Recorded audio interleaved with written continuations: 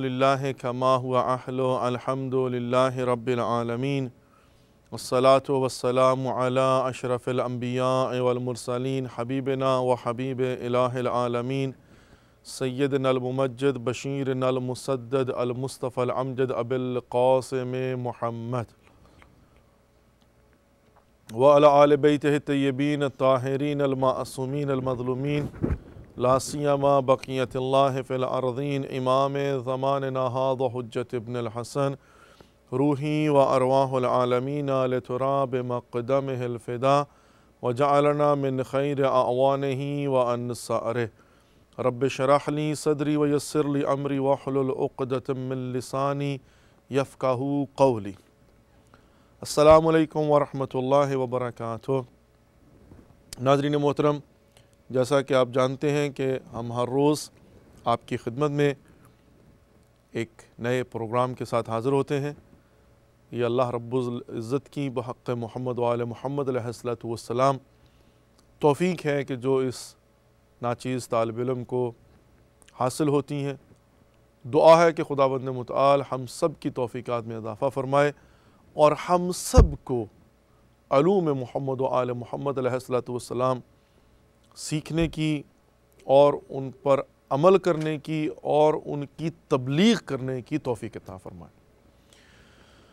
ایام شہادت امام سجاد علیہ السلام 25 محرم کی مناسبت سے چند ایک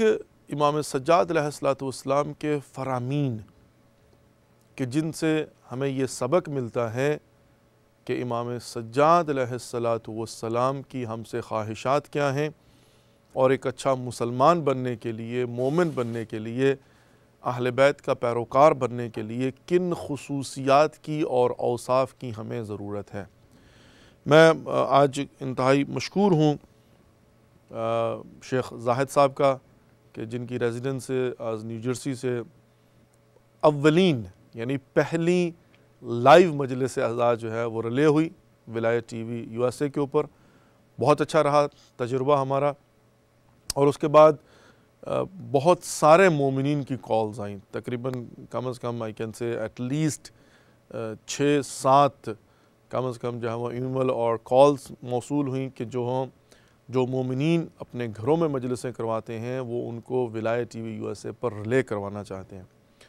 تو جتنے بھی لوگوں نے کال کی، چونکہ اس وقت ہمارا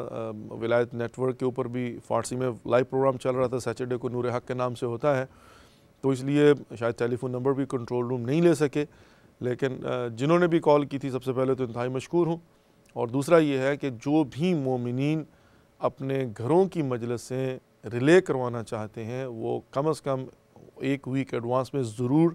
رابطہ کریں ہم سے، اور تفصیلات وغیرہ جو ہے نا وہ طے کر لیں کہ پڑھنے والے کون ہوں گے اور کیا جو بھی مطلب ہے وہ، پھر ہم اپنی جو ٹیکنیکل ٹیم ہے ہم انشاءاللہ العزیز ان سے رابطہ کروا دیں گے گراؤنڈ میں، جو نیو یارک کے اندر یا نیو جرسی کے اندر یا دوسری جگہ پر جہاں انشاءاللہ العزیز ہمیں والنٹیئر ہمارے نیٹ ورک کے جو ساتھی ہمیں ملتے جا رہے ہیں تو ہم انشاءاللہ ضرور ارینج کریں گے۔ اس میں کوئی وہ شک والی بات نہیں ہے، یہ پلیٹ فارم آپ کا اپنا پلیٹ فارم ہے، یہ ٹی وی آپ کا اپنا ٹی وی ہے۔ اور میں نے جیسے پہلا بھی عرض کیا تھا اور آج واقعاً اس بات کو ہم نے محسوس کیا کہ جناب منتظر عباس نقوی صاحب نے جو نیو جرسی میں زاہد علی شیخ صاحب کی ریزیڈنٹ پر مجلس اعزاء سے خطاب کیا، یقیناً وہ آج پورا نارتھ امریکہ میں دیکھی گئی، سنی گئی، اور ہمیں بہت ساری کالیں، بالخصوص کینیڈا سے مومنین کی بہت زیادہ کالیں آئیں کہ جن کو شاید منتظر عباس نقوی صاحب کو سننے کا اتنا زیادہ چانس نہیں ملتا۔ تو بہر صورت مومنین کافی خوش تھے، انہوں نے خوشی کا اظہار کیا، اور یہ ہے کہ they were willing to do their مجالس too۔ تو میں نے پہلے عرض کیا تھا کہ فائدہ جو ہے نا وہ یہ ہوتا ہے کہ اگر آپ ایک گھر میں مجلس کرواتے ہیں، وہاں پر 50-100 مومنین کو بلاتے ہیں، تو آپ نے تو زحمت کی، محنت کی، اور جو بھی خطیب ہے انہوں نے بھی اپنی محنت کی، زحمت کی، لیکن ظاہر ہے اگر وہی 50 کی بجائے ہزاروں لوگوں تک پہنچ جائے، اور بالخصوص آپ تصور کیجئے ایسے علاقوں میں کہ جہاں پر امام بارگاہ نہیں ہے، یا اگر ہیں تو بہت دور ہیں، اور یا اگر ہیں بھی دور بھی نہیں ہیں تو بھی وہاں پر یا ویکنڈ پر مجلسیں ہوتی ہیں، اور یا پھر یہ ہے کہ بہت کم مجلسیں ہوتی ہیں، اور اگر ہوتی بھی ہیں ویکنڈ کے اوپر تو ظاہر ہے یہ سارے جو علماء اور ذاکرین اور خطباء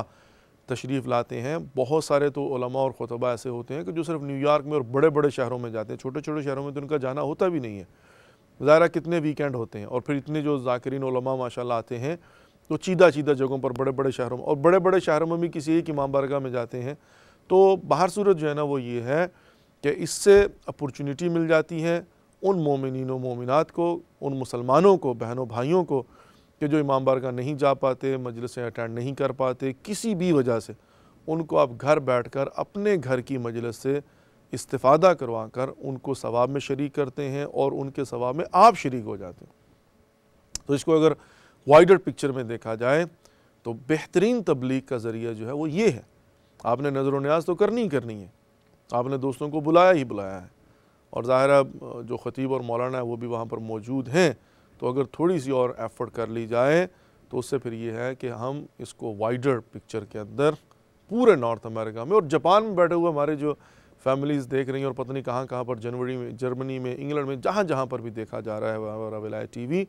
تو وہاں تک ہم جو ہے ان کے گوش و کنار میں ان مجالس کے پیغام کو پہنچا کر کتنا ثواب کما سکتے ہیں. تو ظاہرہ یہ تو ایک اپورچونٹی ہے جو خدا نے ہمیں دی ہے, تو آپ اس کے ساتھ بالکل شیئر کر سکتے ہیں جناب, اس میں کوئی وہ ہمیں مذائقہ نہیں ہے. بس یہی ہے کہ جو چند ایک شرائط ہیں ان کو ملحوظ خاطر رکھتے ہوئے تاکہ پروفیشنل طریقے سے, باحسن طریقے سے یہ کام جو ہے نا وہ انجام پائے انشاءاللہ العزیز. تو اینی وے, پہلے تو میں وہی شکریہ ادا کرنا چاہ رہا تھا اپنے محترمین کا, جیسے کہ میں نے عرض کیا کہ خود ہمارے جو زاہد علی شیخ صاحب اور قبلہ صاحب, ان کا انتہائی شکریہ, اور ڈاکٹر ظفر نقوی صاحب کے جنہوں نے زحمت کی واقعاً, اور پورا ٹیکنیکلی جو ہے وہ ان کے ہاتھ میں کنٹرول تھا اور انہوں نے اس کو سنبھالا, and it was very beautiful. MashaAllah, it was a successful experience. Now on, we can say that we can do it. So it's a possible system جو ہے وہ ہمارا کریٹ ہو چکا ہے, تو انشاءاللہ we can do that. Anyway, تو امام سجاد علیہ السلام میں آج ایک اور بات اپنی چاند گزارشات کرنے سے پہلے آپ کی خدمت میں عرض کرتا چلوں کہ ظاہر فیڈ بیک ہمیں ملتی رہتی ہیں. بہت سے مومنین مومنات بہن بھائی کال کرتے ہیں, اور یا یہ ہے کہ وہ ای میل کرتے ہیں. تو جو بھی ہمیں فیڈ بیک مل رہی ہے اس میں سے ایک بعض لوگوں کی جو ہے نا وہ شکایت سمجھ لیجئے یہ ہے کہ بھئی لمبا نہ کریں پروگرام کو, کیونکہ اس سے یہ ہے کہ لوگوں نے اگلے دن کام پر جانا ہوتا ہے اور ان کے لیے بڑا مسئلہ بن جاتا ہے. تو میں نے ایک بھائی سے سوال کیا, میں نے کہا بھئی اگر آپ کو مسئلہ بنتا ہے تو مطلب آپ سو سکتے ہیں, آپ سو لیں. تو کہہ رہا نہیں آقا, اٹھنے کو دل بھی نہیں چاہتا. تو مطلب یہ ہے کہ بجائے اس کے کہ وہ ٹی وی بند کر کے جو ہے وہ جائیں, تو ان کے کہنا جو ہے نا یہ تھا کہ آپ پروگرام کو جو ہے نا تھوڑا مختصر کر دیں تاکہ ہم فل دیکھ بھی پائیں, اور یہ ہے کہ اپنے کام پر بھی جا سکیں اگلے دن آسانی کے ساتھ. تو جناب میں نے ان کی بالکل ان کی اور دوسروں کی گزارشات جو انہوں نے حکم فرمائے ہیں وہ ہماری سارا آنکھوں پر. تو انشاءاللہ یہی کریں گے کہ 2 گھنٹے سے کوشش ہوگی ہماری کہ زیادہ پروگرام لمبا نہ ہو.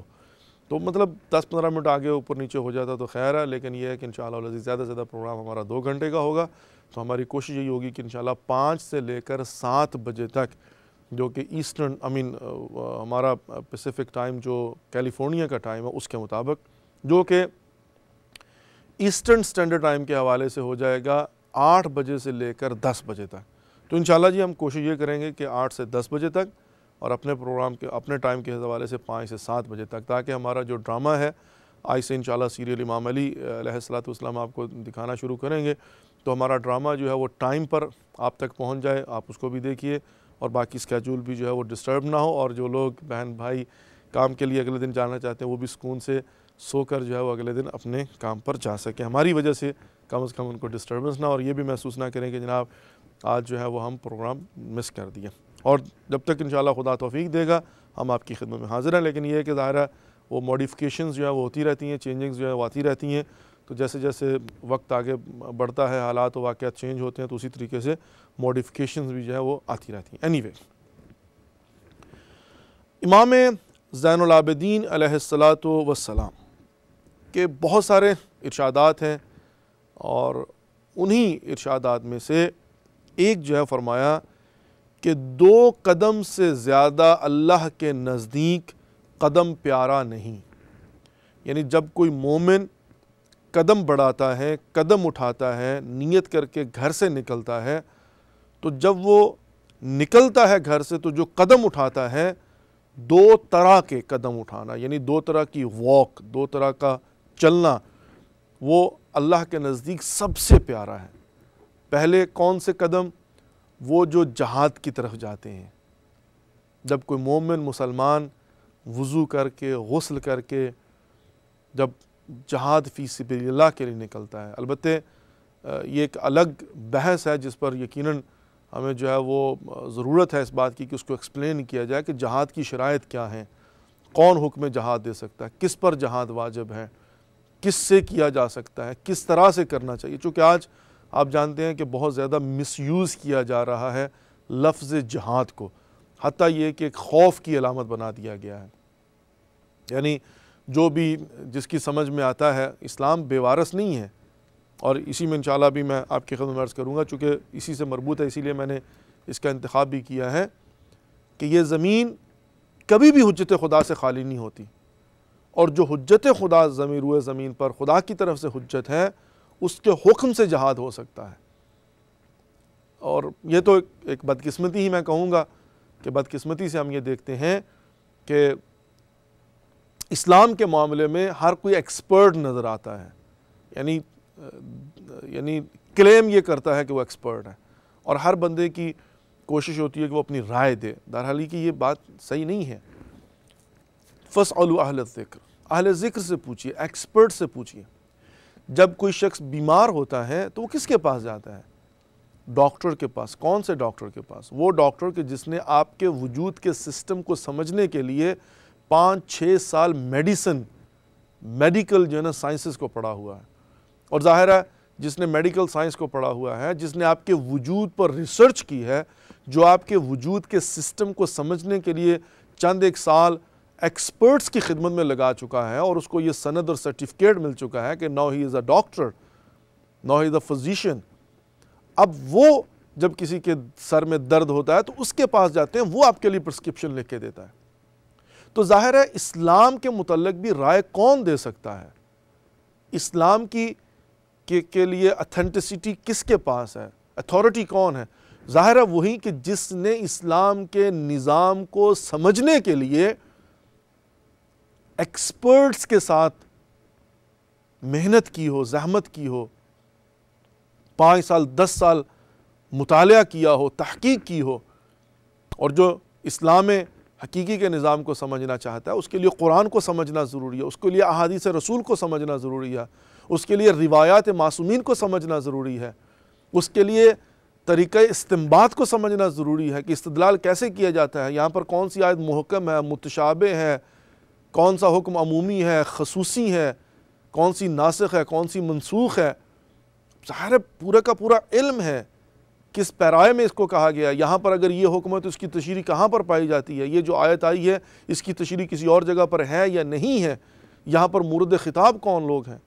اور پھر اس کی زیر زبر، سیاق و سباق، 85 چیزیں ہوتی ہیں جو انسان سامنے رکھتا ہے۔ احادیث رسول کے متعلق علم الرجال کا انسان کو علم آنا چاہیے، محدث کون ہے، کون راوی ہے اس کا، کس نے کوٹ کیا ہے، کیا وہ ثقہ ہے نہیں ہے، یہ خبر واحد ہے،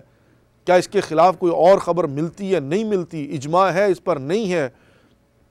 جب فرمایا گیا تھا اس وقت حالات کیسے تھے، جن سے کہا گیا تھا وہ کون لوگ تھے، کیا یہ حکم عمومی حیثیت رکھتا ہے، یہ خصوصی ہے، یہ ایک زمان سے مخصوص ہے، یہ ہر زمانے کے لیے ہے، اور پھر کیا قرآن سے کنٹرڈکٹ کرتا ہے نہیں کرتا ہے۔ 85 جہات ہیں۔ قرآن کو سمجھنے کے لیے صرف قرآن کو پڑھ لینا ضروری نہیں ہے، کافی نہیں ہے، قرآن بذات خود بھی کافی نہیں ہے، وہ حسبنا کتاب اللہ کسی اور کا نعرہ ہے، ہمارا نہیں ہے،